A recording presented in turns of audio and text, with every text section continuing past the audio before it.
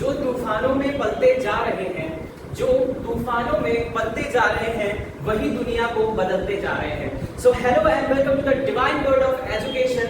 I am your mentor Kartikeya Shukla. और जैसा कि मैंने तुम्हें आज का ज्ञान दिया कि आप कभी मत ये सोचिए कि आपकी परेशानी इतनी बड़ी होती चली जा रही है। हो सकता है आपके पास पहाड़ आ गया हो परेशानियों का, ठीक है, या तूफान से भरा आपके पास परेशानी आपके सामने आ रही है, तो उससे आपको घबराने की जरूरत नहीं है, क्योंकि आप जितना तूफान से लड़ेंगे आप उतना ही दुनिया को बदलने की काबिलियत रखेंगे और उतना ही सक्सेस आपके पास आती चली जाएगी। सो ये था तुम्हारे लिए आज का ज्ञान। और तुम देख रहे हो हमारा जो चैप्टर चल रहा है principle of inheritance and variation. I hope so अभी तक जितने भी वीडियोस तुमने देखे हैं, जितने भी टॉपिक हमने उन वीडियोस में कवर किए हैं, वो तुम्हें अच्छे से समझ में आए होंगे। एक चीज मैं यहाँ पे तुम्हारे साथ और कहना चाहता हूँ, तुमको और समझाना चाहता हूँ कि भाई ईमानदारी जरूर रखना। आप पढ़ाई कर रहे हैं, आप पढ़ाई के प्रति ईमानदार रहिए। बेईमानी तुमने जरा सी भी पढ़ाई को लेकर के करनी, तुम अपने आप को बेवकूफ नहीं बना सकते। तुम मम्मी पापा को दिखाने के लिए पढ़ सकते हो, तुम टीचर्स को दिखाने के लिए पढ़ सकते हो, तुम मम्मी पापा को बेवकूफ बना सकते हो, टीचर्स को तुम एक बार चलो बेवकूफ बना सकते हो, लेकिन तुम खुद को बेवकूफ नहीं बना सकते। आई बात समझ में? ठीक ना, तुम खुद को बेवकूफ बना सकते हो ना तुम ऊपर वाले को बेवकूफ बना सकते हो।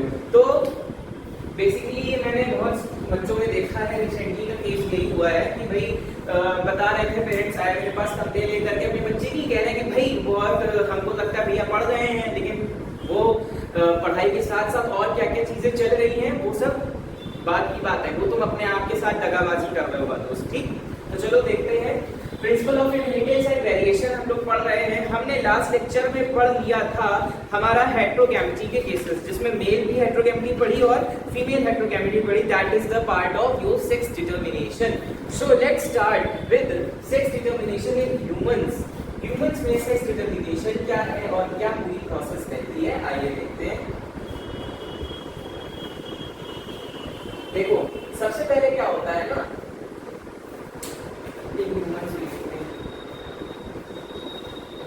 जैसा कि जब मैंने तुमको सेक्सुअल रिप्रोडक्शन पढ़ाया था, रिप्रोडक्शन या ह्यूमन रिप्रोडक्शन पढ़ाया था, वहां पे एक लाइन मैंने तुमको चीख के बोली थी कि मेल्स आर रिस्पॉन्सिबल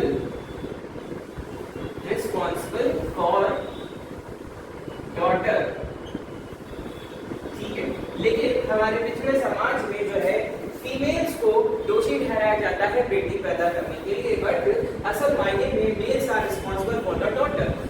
देखो भाई, फीमेल के पास तो XX क्रोमोसोम है, तो वो चाहे ये वाला X क्रोमोसोम आ जाए, चाहे ये वाला X क्रोमोसोम आ जाए, ठीक है। मेल के पास क्या है, X और Y क्रोमोसोम है, X और Y क्रोमोसोम है।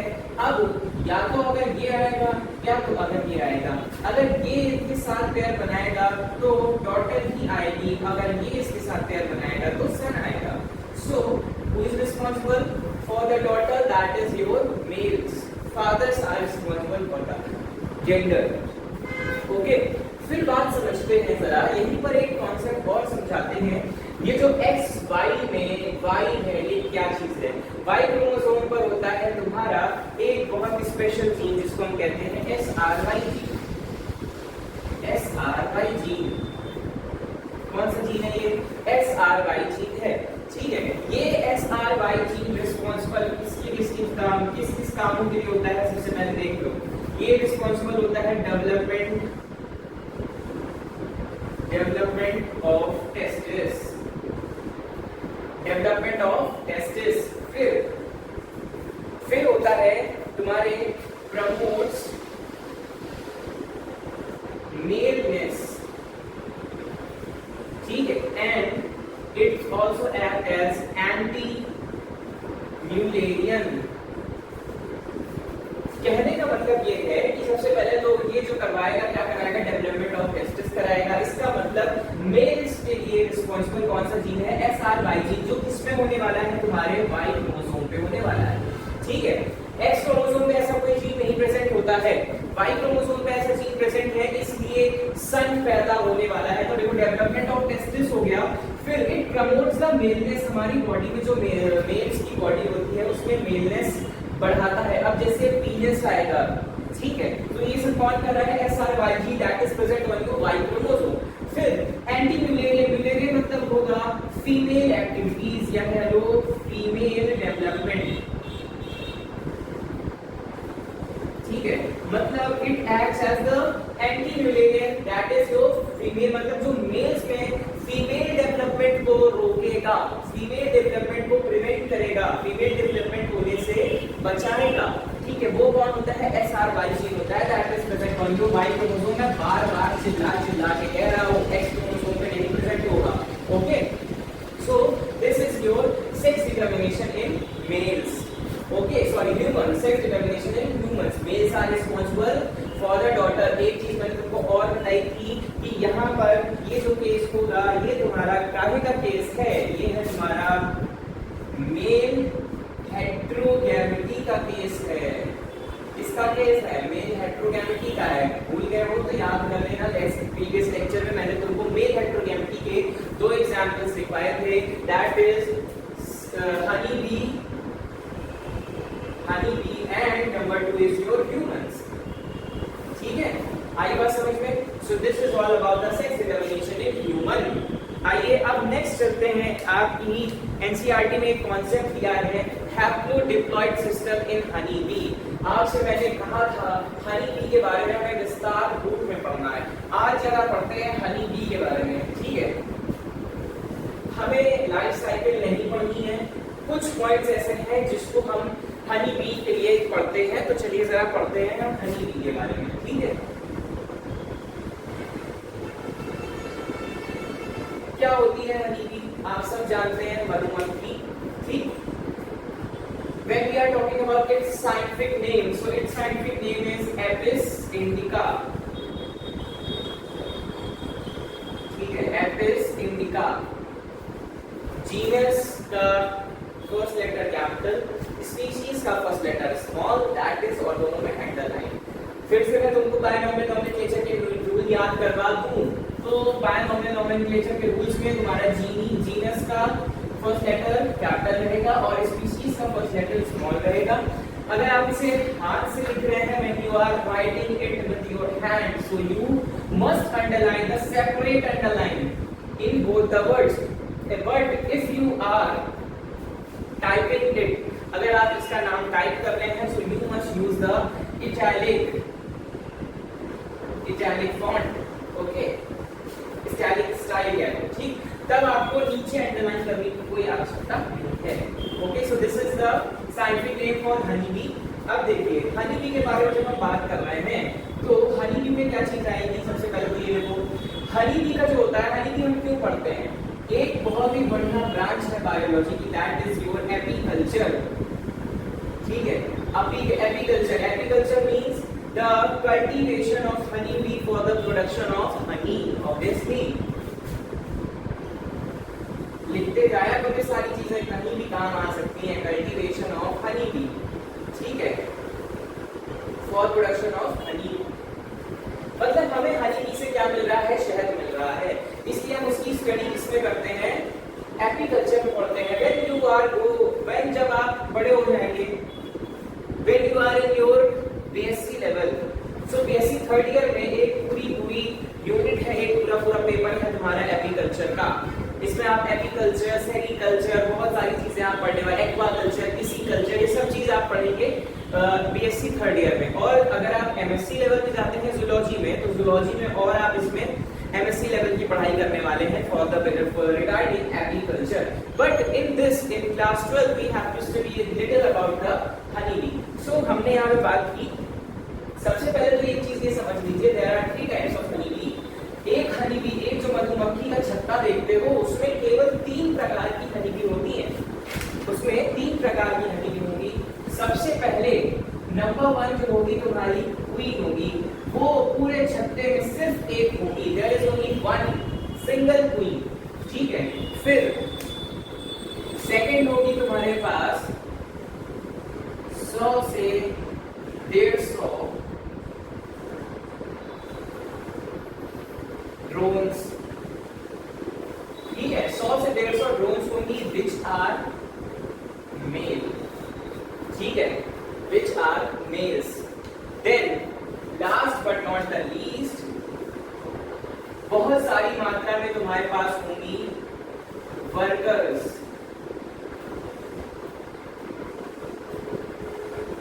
वर्कर बीज, ठीक है, ये सब की सब होंगी फीमेल, बट ये कैसी होंगी, स्टेराइल होंगी, ये कैसी होंगी, स्टेराइल होंगी, ठीक है।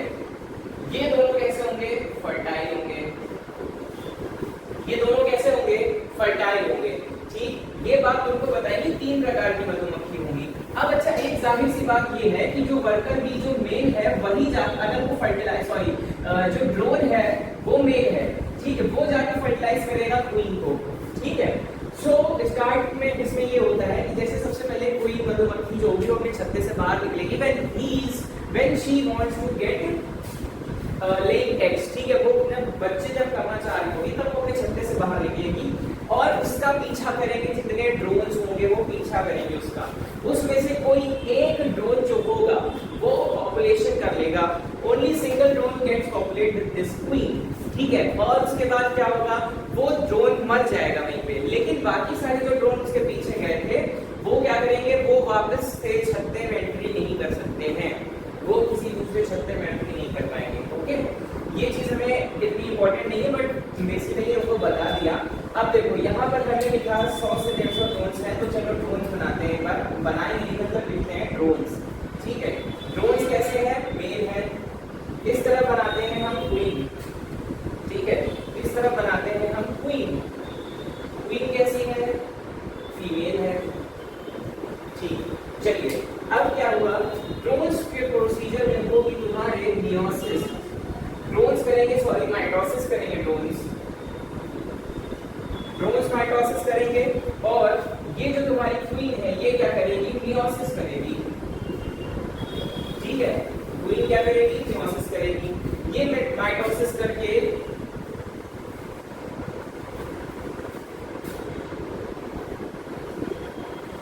ठीक।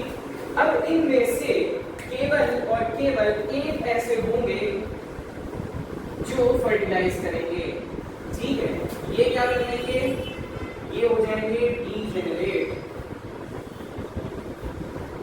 ये क्या बनेंगे, डीजेनरेट, ये कैसे हैं, अनफर्टाइल हैं,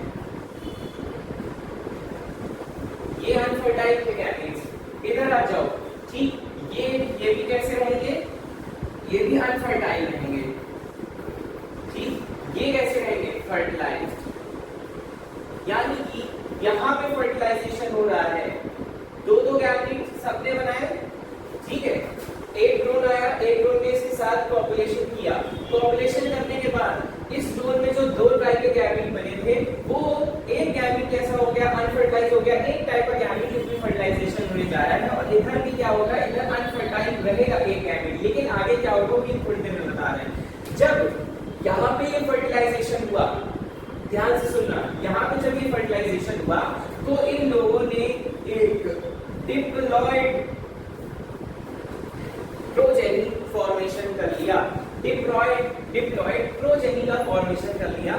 अभी ये जो प्रोजेनी होगा ये कैसा होगा, ये होगा स्टेराइल, ये कैसा होगा, स्टेराइल होगा, ये प्रोजेनी जो होगा ये स्टेराइल वर्कर भी होगा, ठीक है, आई बात समझ में। बट यही जो स्टेराइल वर्कर भी होगा ये अपनी लाइफ में आगे चल करके अपने आप को क्वीन की श्रेणी में कर लेगा, ठीक है, क्वीन की श्रेणी में बना लेगा और क्या बन जाएगी, क्वीन बन जाएगी, दैट इज योर फीमेल। आई बात समझ में, आई बात समझ में, ठीक। ये क्या हुआ, ये डीजेनरेट हो गया, बचा हुआ यहाँ पे जो ये जो अनफर्टाइल रहेंगे ये कैसे हो जाएंगे, ये हो जाएंगे तुम्हारे ड्रोन बी, ये क्या बन जाएंगे, तुम्हारे ड्रोन्स बन जाएंगे, ये आगे चल के ड्रोन्स बना लेंगे, ठीक है, ये आगे चल के क्या बन जाएंगे, ड्रोन्स बन जाएंगे। इतनी बात समझ में आ गई सबको। अब देखो एक क्वेश्चन तुम लोगों के लिए, एक क्वेश्चन तुम लोगों के लिए है, अब यहाँ पे तुम ध्यान से देखो, ये जो तुम्हारे मेल्स बन रहे हैं, ये ड्रोन जो है ये क्या है, तुम्हारे मेल्स हैं, इनके पापा कहाँ है? पूरा जो चार्ट बना है इसमें ध्यान से देख करके बताओ इनके पापा कहाँ हैं? वेयर इज हिज पिताजी? कहीं दिख रहा है, नजर आ रहे हैं तुमको? ध्यान से समझ लो, सोच समझ करके जवाब देना। क्या यहाँ पे तुमको ये जो मेल ड्रोन्स हैं इनके फादर नजर आ रहे हैं? नहीं आ रहे हैं। अगर तुम इस ड्रोन के पिताजी इसको कह रहे हो तो तुम गलत हो। क्यों गलत हो भाई? एक ड्रोन और एक फीमेल क्वीन मिल करके एक स्टेराइल वर्कर बी बना रहे हैं जो कि आगे चल के क्वीन बन रही। मेल तो आ ही नहीं रहा है यहाँ पे, इधर मेल नहीं आ रहा है, इधर मेल आ ही नहीं रहा है। बच्चा कैसा बन रहा है? क्वीन बन रही है, आगे चल के फीमेल बन रहा है। इसका मतलब आपकी एनसीईआरटी में भी एक लाइन ये मेंशन है कि ड्रोन जो होगा, जो ड्रोन बी होगा, उसका कोई भी जो है वो नहीं होने वाला है पिता, बट उसके नाना जी जरूर होंगे। नाना जी कैसे होंगे? ये ड्रोन भी था, इसकी मम्मी ये है, ठीक है। ये मम्मी तो किसी ड्रोन के उससे बनी होगी, ठीक है। सपोज दैट ये क्वीन है, ये इसने आगे चल के फिर 2 गैमीट बनाए, ठीक है। इसने आगे चल के फिर से 2 गैमीट बना लिए। इधर समझो, ये जो क्वीन है इसने आगे चल के फिर से 2 गैमीट बना लिए, ठीक है। इसमें से एक जो हुआ ये फर्टाइल हो गया, फर्टाइल करके इसने भी क्वीन बना ली फिर से। लेकिन ये वाला जो है इसने ड्रोन बना लिया। तो इसका मतलब ये क्वीन इससे बन रही थी अपने एक भाई साहब से। क्वीन के पापा ये है पापा और क्वीन की मम्मा ये है, ठीक है। इसका मतलब ये है कि ये जो ड्रोन्स हैं इनके नाना जी हुए ये, ठीक है। इनके नाना जी हुए ये, और ये जो ड्रोन है इसका नानी हुआ ये, ठीक। So it is clearly mentioned in your NCERT that male do not have father and son, but they have maternal grandfather and grandson, maternal grandson, grandfather. Okay. So basically ये था तुम्हारा पूरा हनी का कॉन्सेप्ट। ड्रोन भी कैसी है? Mails है, स्ट्राइल worker की बनेगी, इसके बाद उसमें से कोई एक जो होगी वो क्वीन का फॉर्मेशन करेगी आगे चल के, ठीक है। एक चीज यहाँ पे तुमको और बता दे, नंबर ऑफ क्रोमोसोम। ड्रोन्स जो होते हैं वो हमेशा हैप्लॉइड होते हैं। ड्रोन्स जो होंगे वो हैप्लॉइड होंगे, ठीक। फीमेल्स जो होंगी उनका क्रोमोसोम हमेशा 2n=32, वो हमेशा डिप्लॉइड रहते हैं, ठीक है। सो ये था तुम्हारा haplodiploid system in honey, haplodiploid system in honey. इतनी बात समझ में आ गई सबको, ठीक। चलिए आगे बढ़ते हैं।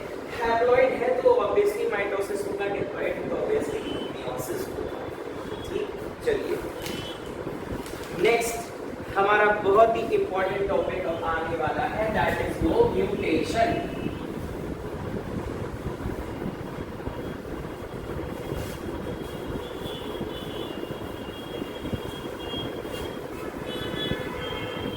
अब हम पढ़ने जा रहे हैं म्यूटेशन।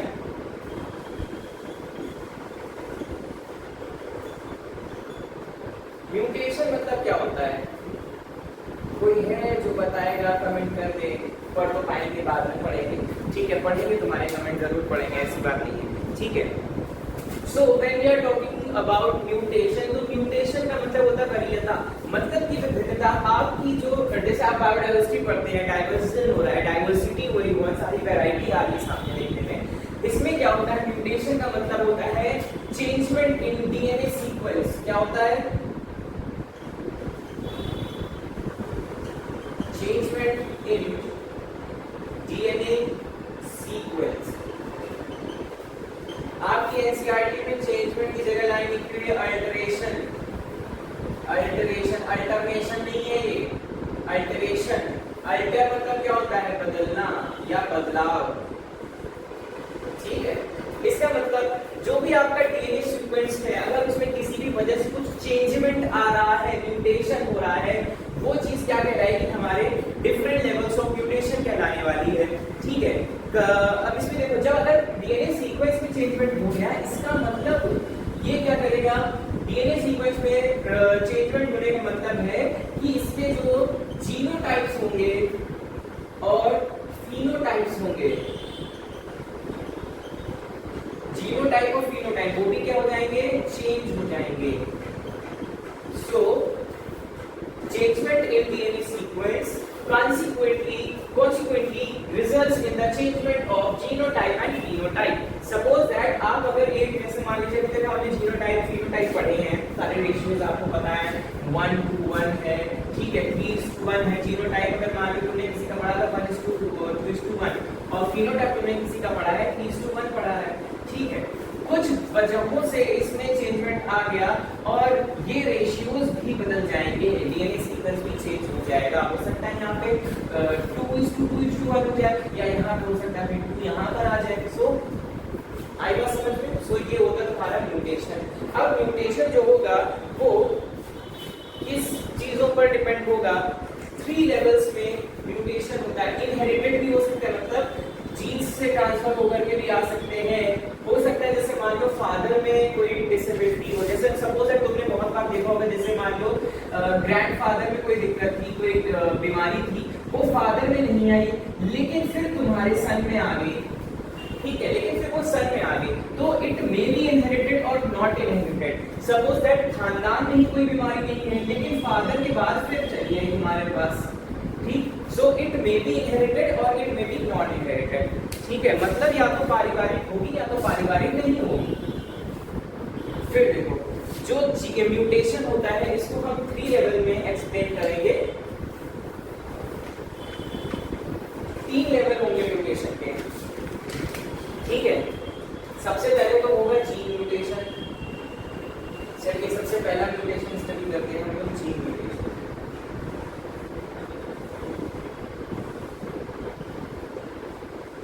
कौन कौन से म्यूटेशन होंगे जरा एक बार किनारे देख लेना, कौन कौन से पढ़ना है हमको। नंबर 1 पढ़ना है जीन म्यूटेशन, नंबर 2 पढ़ना है क्रोमोसोमल, ठीक है, और नंबर 3 पढ़ना है हमको जीनोमैटिक,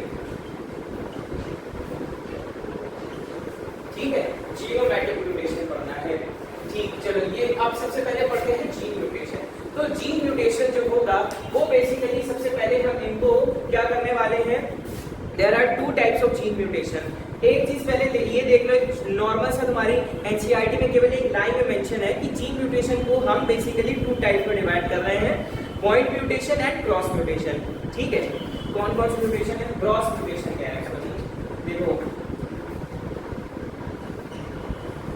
इसको ज्यादा समझने की जरूरत नहीं है, जितना मैं बता दूं उसको उतना उसमें समझ लेना है। क्रॉस है, ठीक। तो एनसीईआरटी का अकॉर्डिंग तुम्हारे पास ये जो 2 दिए गए हैं, जो पॉइंट म्यूटेशन होगा only a single base pair of a gene is affected, मतलब कि इसमें पॉइंट म्यूटेशन में क्या होगा, एक पॉइंट पे एक सिंगल पेयर जीन, इसमें सिंगल जीन इफेक्ट होने जा रहा है, ठीक है। For example sickle cell anaemia, उसमें केवल एक जीन जो आपके आरबीसी के स्ट्रक्चर के लिए रिस्पांसिबल है, ऐसा बाइकॉन्केव स्ट्रक्चर होता है आरबीसी का, उसके लिए जो रिस्पांसिबल है वो इसका एग्जांपल है। क्रॉस म्यूटेशन में एक से ज्यादा more than 1 gene is affected, ठीक है। बस इसमें इतना ही समझने वाली बात है, लेकिन आगे आप जब बढ़ेंगे तो जीन म्यूटेशन के 2 टाइप्स और होते हैं, फर्दर 2 टाइप्स होते हैं।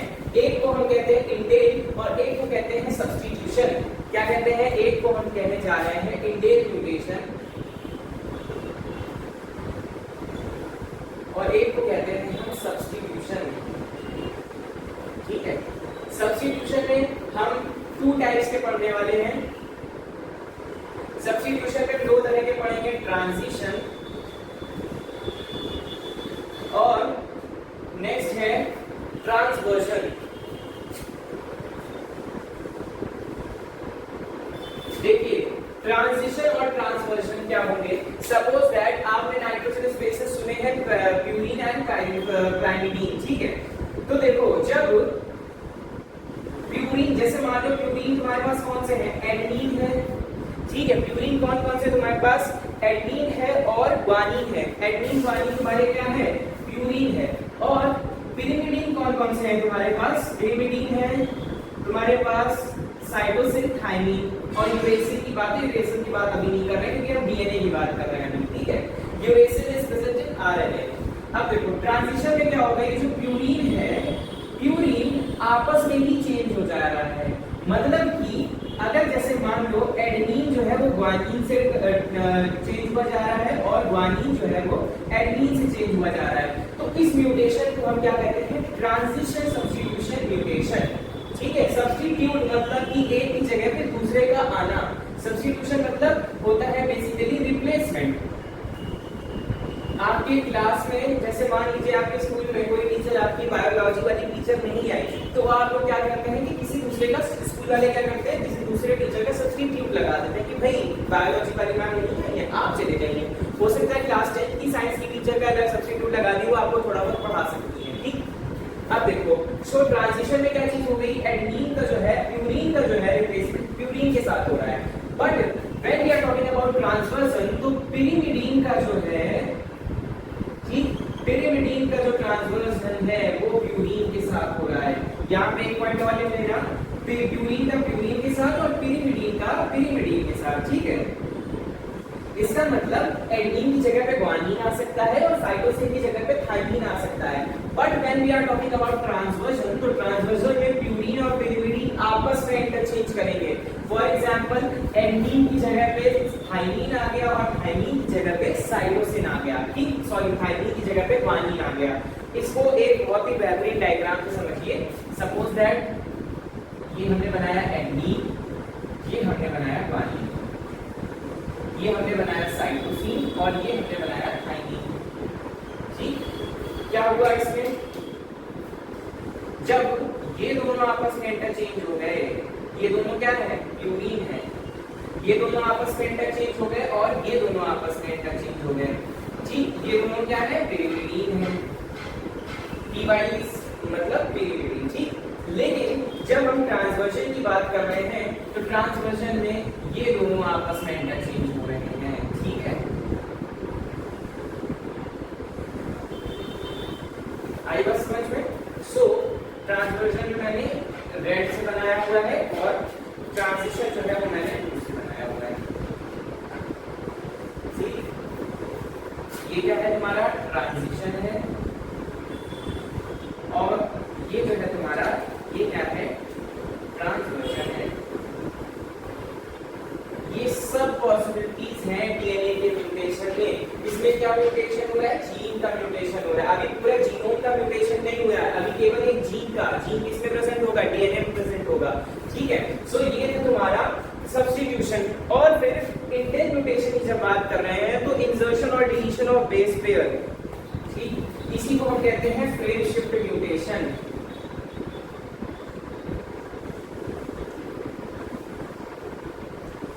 इसका मतलब ये होगा इंसर्शन, इंसर्शन मतलब इंसर्ट करना, इंसल्ट नहीं, इंसर्ट मतलब अंदर घुसेड़ना, इंसर्ट हो गया। और दूसरा होगा डिलीशन, मतलब कि of a complete base pair. Base pair किसमें होगा, डीएनए में।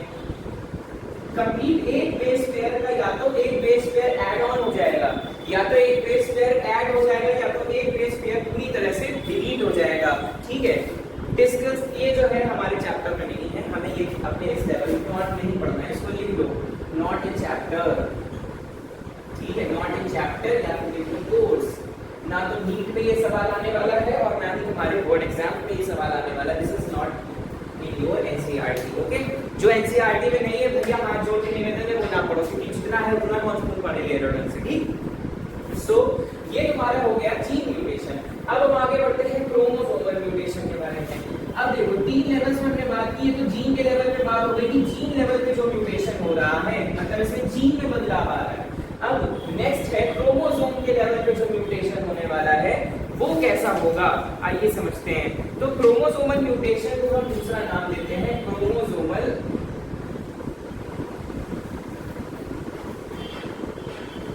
एब्रीवेशन। वेरी गुड, एब्रीवेशन, ठीक है। देखो इसमें तुम्हारे 4 केसेस आने वाले हैं, 4 केसेस, समझ लेना ध्यान से। इसमें तुम्हारे 4 केस आएंगे, deletion, duplication, translocation and inversion, ठीक। इसको पूर्ण ढंग से ऐसे समझाते हैं, देखना। सपोज दैट ये है तुम्हारे पास ये क्रोमोसोम, ठीक है, ये तुम्हारे पास एक क्रोमोसोम है, इसमें लगा हुआ है ए बी सी डी, ये तुम्हारे क्रोमोसोम पे क्या लगे हैं, जीन्स लगे हुए हैं। देखो सबसे पहले इधर क्या होगा, केस नंबर 1, ठीक, केस नंबर 1 में हुआ डिलीशन,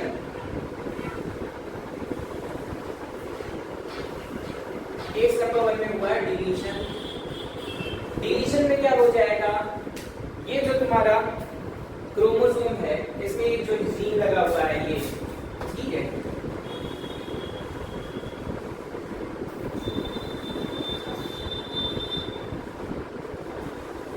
ये देखो डिलीशन में पूरा पूरा एक जीन गायब हो गया,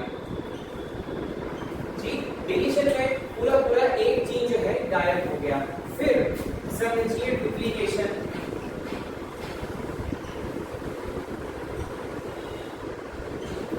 डुप्लीकेशन में क्या हुआ, क्रोमोसोम जो होगा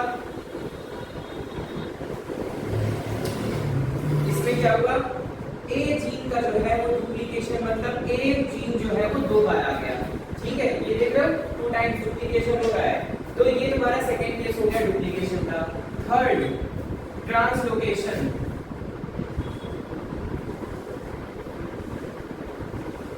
ट्रांसलोकेशन में तुम्हारे पास ये जीन था, ये क्रोमोसोम था, इसमें क्या हुआ, ए की जगह पे कोई दूसरा आ गया, ठीक है, ए की जगह पे कोई दूसरा जीन आ गया, ए की जगह पे कोई दूसरा जीन आ गया। सो केस 1, केस 2, केस 3 और केस 4 के 2 चांसेस हैं जिसको हम कहते हैं इन्वर्जन, ठीक है, केस 4 के 2 चांसेस बनेंगे, कौन कौन से, एक तो पेरीसेंट्रिक और एक पैरासेंट्रिक।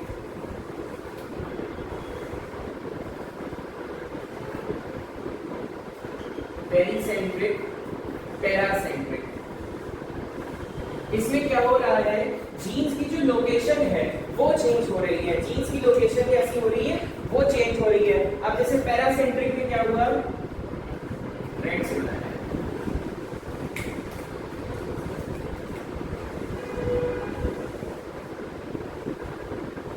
पैरासेंट्रिक में क्या हुआ, ठीक, ये वाला जीन वैसी रहा, यहाँ पे लोकेशन चेंज हो गई, ठीक है, जीन की लोकेशन 180 डिग्री पे चेंज हो गई। और पैरासेंट्रिक में क्या हुआ, इनमें आपस की लोकेशन चेंज हो गई, बी ए और यहाँ पे सी बी, ठीक है। सो यानी कि इन्वर्जन में क्या हो रहा है, 180 डिग्री पे चेंजमेंट हो रहा है, ठीक है। जब ए और बी जीन आपस में इंटरचेंज कर लेंगे अपनी लोकेशन, तो वो हो जाएगा तुम्हारा पैरासेंट्रिक, और बी और सी आपस में सेंट्रोमियर के ऊपर नीचे वाले चेंज करते हैं तो वो कहता है, कैसा होता है, पेरीसेंट्रिक, ठीक है। सो ये थे तुम्हारे क्रोमोसोमल एब्रेशन, ठीक है। इसमें क्या होगा, ये देखो डिलीशन में क्या हो रहा है, लिखते जाओ, डेफिनेशन भी लिख जाओ, लिख लो, loss of chromosomal segment, loss of chromosomal segment, addition of chromosomal segment, इधर क्या हो रहा है, रिप्लेसमेंट हो रहा है, इधर रिप्लेसमेंट ऑफ क्रोमोसोमल सेगमेंट, और इसमें क्या हो रहा है, 180 degree changement of chromosomal segment, ठीक है।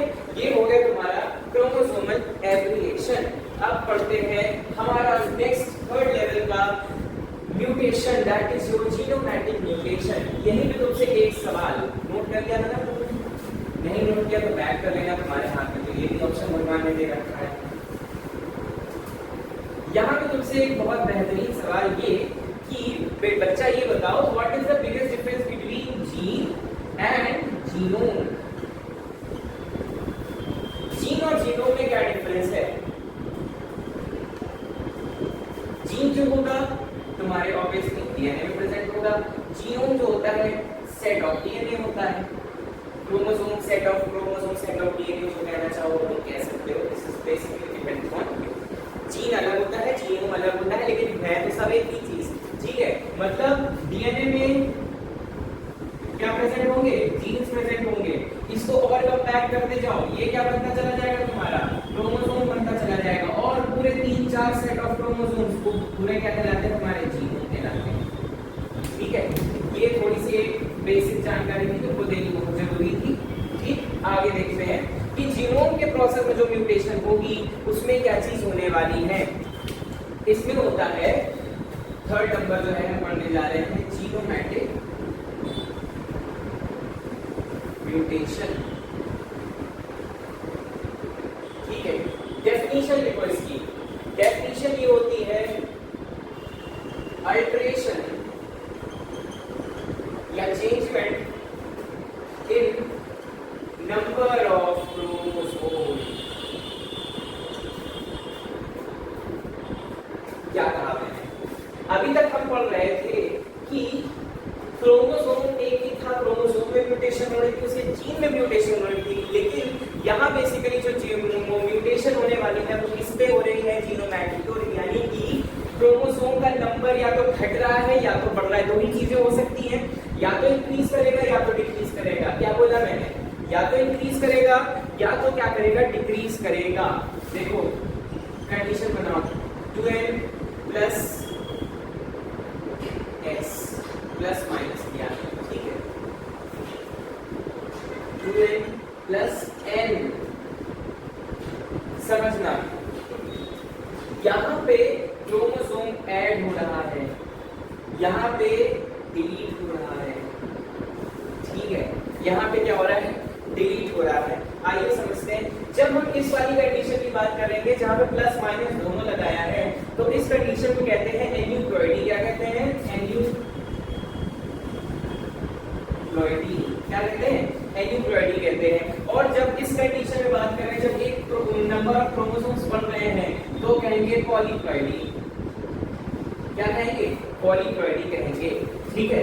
इसको हम समझेंगे अभी डायग्राम के फॉर्मेट में भी, इसको हम समझेंगे डायग्राम के फॉर्मेट में भी। हमें सबसे पहले बात करनी है एन्यूप्लॉइडी की। एन्यूप्लॉइडी जो होगी बेसिकली 2 टाइप्स की होने वाली है एन्यूप्लॉइडी।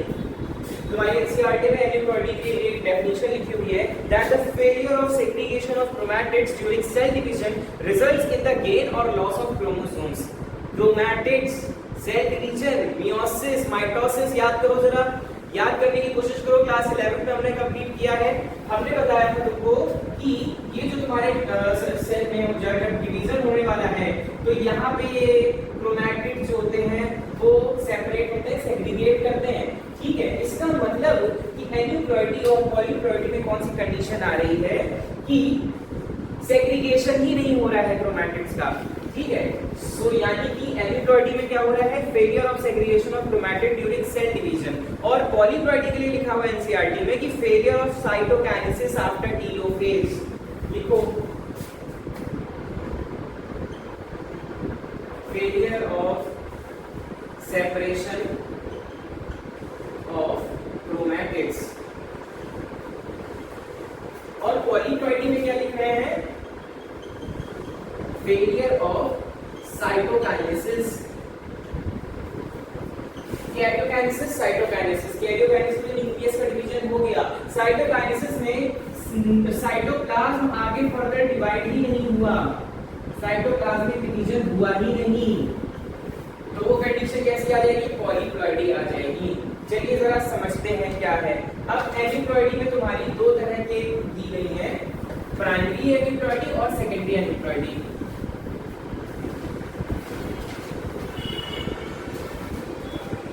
लिखो, प्राइमरी, वर्ड के ऊपर डिग्री लगा दिया, मतलब प्राइमरी। सपोज दैट हुआ ये कि ये हमारे पास एक सेल था, इसके अंदर मियोसिस की डिवीजन जब हो रही थी तो यहाँ पे क्या बन गए, क्रोमोसोम बन गए। इसमें हम लिंकेज और वो तुमको नहीं बताने वाले हैं, तो उसमें मत दिमाग लगाना, ठीक है। क्रोमैटिड से सेग्रीगेशन स्टार्ट होनी है, ठीक है। क्या बनेगा, इधर की तरफ क्रोमैटिड बन ही नहीं पाया। तुमको मैंने बताया था मियोसिस में जब भी होगा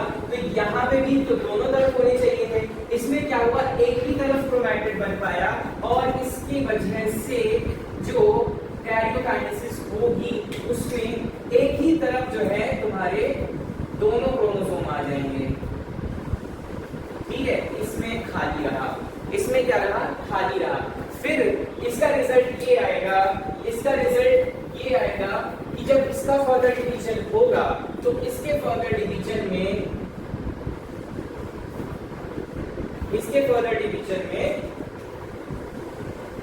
इसमें एक आ जाएगा, लेकिन ये कैसे रहेंगे, खाली रहेंगे। इसमें एक आ जाएगा, इसमें ये सारे खाली रहेंगे। तो n+1 n-1 ठीक है।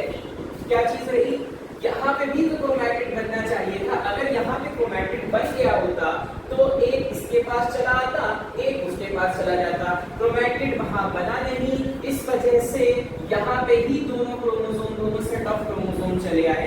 फिर यही फर्दर डिवाइड करा, तब यहाँ पे हैप्लॉइड कंडीशन बनकर के सामने आई। लेकिन यहाँ पे तो कोई कंडीशन नहीं बनी। क्यों भाई साहब, क्योंकि यहाँ से तो क्रोमोसोम ही गायब हो गया, यहाँ से क्रोमोसोम गायब हो गया। इस प्रोसेस को कहते हैं हम प्राइमरी एन्यूप्लॉइडी। क्या कहेंगे, प्राइमरी एन्यूप्लॉइडी कहेंगे। फिर सेकेंडरी एन्यूप्लॉइडी की बात करें, अगर जब हम बात करें सेकेंडरी एन्यूप्लॉइडी की, सेकेंडरी एन्यूप्लॉइडी की बात करेंगे तो सेकेंडरी एन्यूप्लॉइडी में क्या चीज होने वाली है, आइए देखते हैं।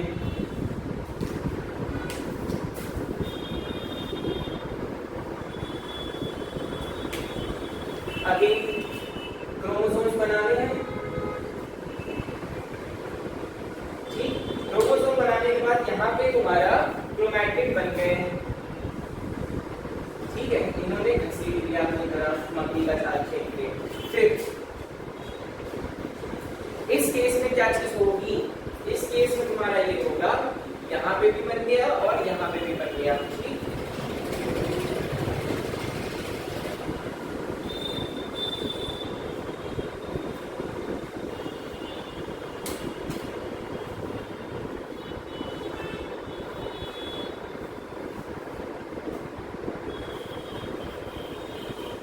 अब यहाँ पे जो तुम्हारा म्यूटेशन होने जा रहा है, इसमें गड़बड़ी आ गई, इसमें गड़बड़ी ये आ गई कि यहाँ पे एक बन गया, यहाँ पर एक आ गया, लेकिन यहाँ पे इस तरफ क्रोमैटिड नहीं बना, तो एक पूरा क्रोमोसोम यहाँ पर आ गया और एक खाली हो गया, ठीक। एक पूरा क्रोमोसोम एक जगह पर आ गया, यहाँ पे खाली हो गया। तो ये रहा n=1, n=1, n+1 कंडीशन आ गई, n-1 कंडीशन आ गई, n+1 कंडीशन आई और n-1 condition I. This is your secondary aneuploidy, this is your secondary aneuploidy.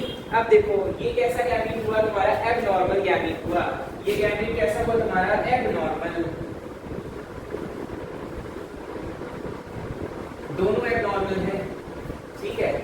अगर इसमें से कोई भी एक गैमीट फ्यूज कर जाएगा तो प्रॉब्लम आएगी, ठीक है।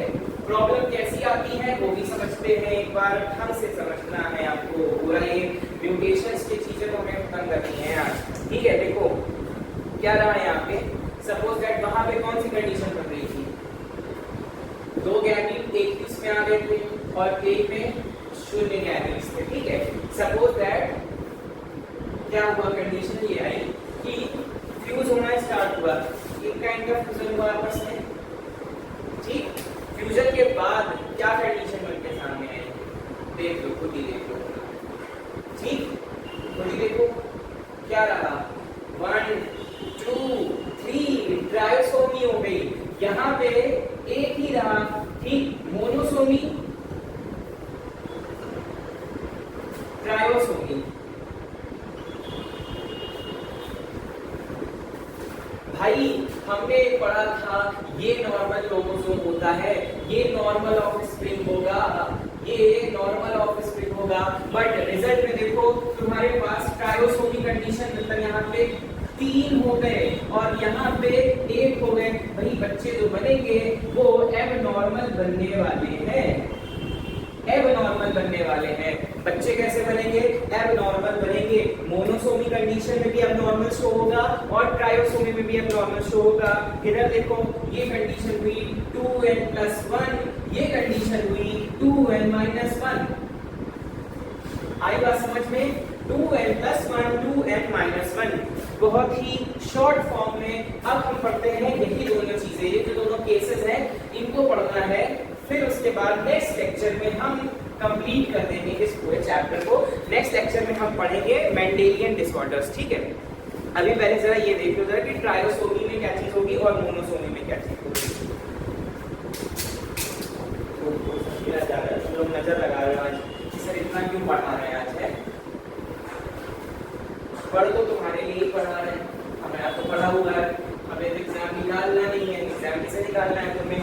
हमारे बोर्ड में तो अच्छे नंबर आ चुके हैं आज से 7 साल पहले। ठीक, नेक्स्ट ट्रायोसोमी। क्या बताया था? ट्रायोसोमी में क्या चीज होने वाली है? 2n+1। 2n+1। ठीक, सबसे पहले तो देखो ट्रायोसोमिक में भी दो कंडीशन होगी। एक होगी तुम्हारी एलोसोमिक, एक कंडीशन होगी तुम्हारी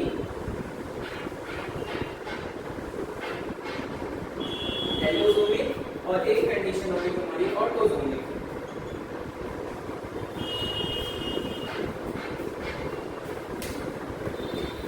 एलोसोमिक की जब बात करेंगे तो एलोसोमिक कंडीशन में क्या होगी? Trisomy of sex character, sex chromosome लिख लो, ठीक है। और trisomy of autosome character, chromosome. ठीक है। जब हम बात कर रहे हैं तुम्हारे इस कैरेक्टर की, एलोसोमिक कैरेक्टर की, तो एलोसोमिक में तुम्हारी कौन कौन सी डिसीजेज आएंगी? सबसे पहले तो देखो इसमें एक डिसीज का नाम तुम्हारी एनसीईआरटी में मेंशन है, that is Clifford Klinefelter syndrome. Klinefelter syndrome.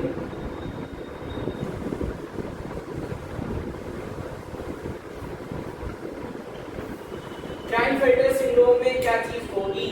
यहां पे तुम्हारा 47 क्रोमोसोम होगा। इसको कैलकुलेट करना, 46 + 1 हो रहा है, ठीक है। टोटल क्रोमोसोम कितने होते हैं? 46 होते हैं, ठीक है। तो यहाँ पे क्या चीज हो रही है? 47 क्रोमोसोम आ रहा है, यानी कि XXY in case of male और 47 यानी XXX in case of female. जो XXY होते हैं इसको हम कहते हैं सुपर मेल, सुपरमैन नहीं, सुपर मेल। और इसको हम कहेंगे सुपर फीमेल। XXX की कंडीशन मिलेगी सुपर फीमेल्स में और XXY की कंडीशन मिलेगी सुपर मेल्स में। इसका मतलब ये जो सुपर मेल्स बेसिकली ये दोनों जो होंगे, ये दोनों कैसे होने वाले हैं? तुम्हारे स्टेराइल होने वाले हैं। ये कैसे होंगे? तुम्हारे स्टेराइल होंगे, मतलब they are unable to fertilize their lifetime। Sterile और फर्टाइल में तुमको डिफरेंस बताया था, स्टेराइल और अनफर्टाइल में। तो स्टेराइल मतलब ये परमानेंट सेक्सुअल डिसेबल रहेंगे, सेक्सुअली डिसेबल रहेंगे। They are not reproductively healthy person. ठीक। सुपर मेल्स की जब कंडीशन की बात करोगे तो सुपर मेल्स में जो होगा फीमेल डेवलपमेंट ज्यादा होंगी, ठीक है। Female development like breast development इनमें ज्यादा होगा। They are not fully mammary gland, but इसमें ये सारी चीजें निकल करके सामने आती हैं। एक चीज और बता दें, जो सुपर मेल्स हैं इसको हम एक नाम और देते हैं, that is your criminal syndrome. Criminal syndrome. ऐसा नहीं कि बहुत ज्यादा शक्तिशाली होने वाले हैं, नहीं, शक्तिशाली नहीं होंगे। ये सुपर मेल है, सुपरमैन नहीं है। सुपरमैन तो शक्तिशाली होता है, सुपर मेल की बात कर रहे हैं। सो बेसिकली इनको नाम दिया जाता है क्रिमिनल सिंड्रोम, ठीक है। और फिर जो XXX की कंडीशन आ जाएगी वो कैसे होगी? तुम्हारी सुपर फीमेल कंडीशन होने वाली है। ये तुमने बात कर ली एलोसोमिक की। बट सर ऑटोसोमिक के बारे में क्या कहना चाहेंगे आप? तो ऑटोसोमिक में क्या होता है? तुम्हारा डाउन सिंड्रोम तुमने सुना होगा। ऐसे जो ऑफस्प्रिंग्स होते हैं इनके जो होंगे सर बड़े होते हैं, हाथ पैर छोटे छोटे होंगे। और तुमने देखा होगा बहुत सारी मूवीज में डाउन सिंड्रोम्स को लेकर के दिखाया गया है। रिसेंटली एक मूवीज आई है सितारे ज़मीन पर, आमिर खान की मूवी है तारे ज़मीन का सीक्वल कहा जाता है, बट ऐसा कुछ है नहीं, मतलब वैसे ही कहानी लेकर के बनाया है। उसमें उन्होंने क्या किया है, डाउन सिंड्रोम्स में जितने भी बच्चे हैं नॉर्मल होते हैं, बच्चे को सारी नॉर्मल एक्टिविटीज करेंगे, बच्चे चलेंगे, बच्चे खाएंगे, सब कुछ उनका दिमाग वैसे ही रहेगा, बट उनका स्लो प्रोसेस होता है सारी चीजें समझने का। जैसे मान लो आज 1.5 साल का बच्चा चल फिर रहा है, अच्छे से बोल रहा है, हो सकता है वही काम उनको करने में थोड़ा सा समय लगता है। ठीक, ऐसे बच्चे आप देख के पहचान सकते हैं, ऐसी कोई बड़ी बात नहीं है। ठीक है, इस डाउन सिंड्रोम को हम मंगोलियन सिंड्रोम भी कहते हैं। सबसे पहले मंगोल्स में इन्होंने किया था, या हो सकता है भाई इससे पहले भी सारी बीमारियां आती हैं, लेकिन मंगोलियन में इसको हो जाओ होगा, इसलिए इसको मंगोलियन सिंड्रोम कहते हैं। मंगोलिया में सबसे पहले स्टडी की जा सकती है, इसलिए इसको मंगोलियन सिंड्रोम कह रहे हैं। इसमें जो क्रोमोसोम्स की संख्या ऑब्वियसली 47 होगी। अगर 47 है तो यानी कि इसमें 21 का पेयर्स बनने वाले हैं, ठीक है। फिर और अगर 44 है, ठीक है, कम भी तो हो सकता है, प्लस माइनस दोनों कंडीशंस मिल करके सामने आ रही हैं।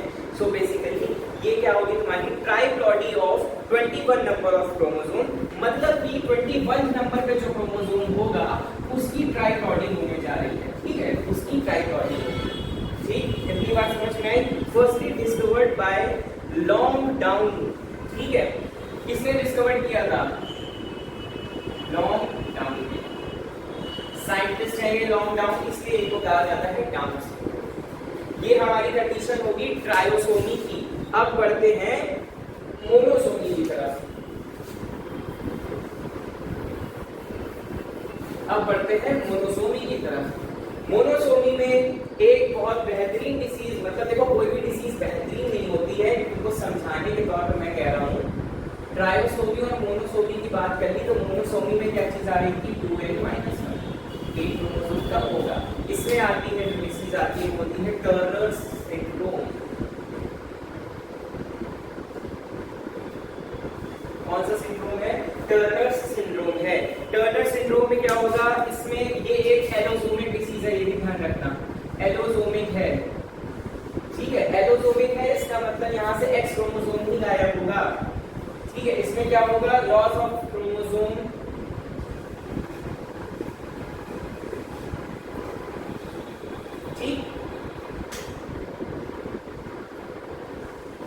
आई बात समझ में, एक एक्स क्रोमोसोम ही गायब है। कई बार ये कंडीशन हम लोग बना लेते हैं, ठीक। और क्या है इसमें देखने को मिलता है?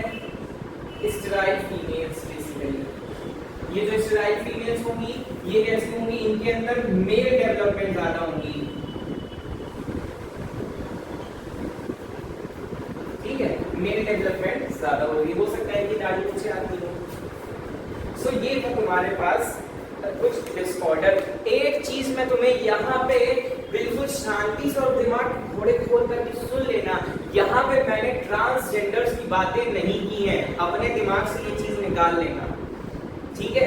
ये नहीं तुम आइडिया अपने आप से लगा लेना कि भाई हो सकता है कोई ये ट्रांसजेंडर्स हो, या जो मैंने सुपर मेल्स की बात की है वो ट्रांसजेंडर हो। ट्रांसजेंडर का ऐसी कोई चीज तुम्हें नहीं पढ़नी है, पहली चीज दिमाग में बैठा लेना, ठीक है। This is not basically we are talking about transgenders, ठीक है। सो ये हो गया तुम्हारा आज के लिए तुम्हारे म्यूटेशन, ये सारी चीजें म्यूटेशन की मदद से हो रही है, ठीक। So basically this is for today. I hope तुमको ये पूरा लेक्चर अच्छे से समझ आया होगा। मेंडेलियन डिसऑर्डर हम लोग नेक्स्ट लेक्चर पे करने वाले हैं, उसमें तुमको थोड़ा सा एक बताना क्या चीज पढ़ोगे, सिकल सेल एनीमिया पढ़ने वाले हो, थैलेसीमिया पढ़ोगे। नेक्स्ट लेक्चर में हम ये चैप्टर कंप्लीट करेंगे, उसमें हम पढ़ने वाले हैं एक चीज और, that is your pedigree analysis. Family में कौन कौन सी चीजें हो रही है। सपोज दैट अगर तुम्हारी फैमिली में किसी को हीमोफीलिया है, ठीक है, हीमोफीलिया क्या होती है? ब्लड रिलेटेड डिसीज है, तो हीमोफीलिया है, तो हीमोफीलिया मान लो दादाजी के थी तो को मतलब तुम्हारे पास आने में कितने चांसेस हैं, तो ये सारी प्रोबेबिलिटी हम पढ़ने वाले हैं पेडिग्री एनालिसिस में, ठीक है। Basically this is for today. I hope तुमको ये वीडियो अच्छे से पसंद आई हो, तो डिवाइन वर्ड ऑफ एजुकेशन को लाइक शेयर एंड सब्सक्राइब करना मत भूलिए।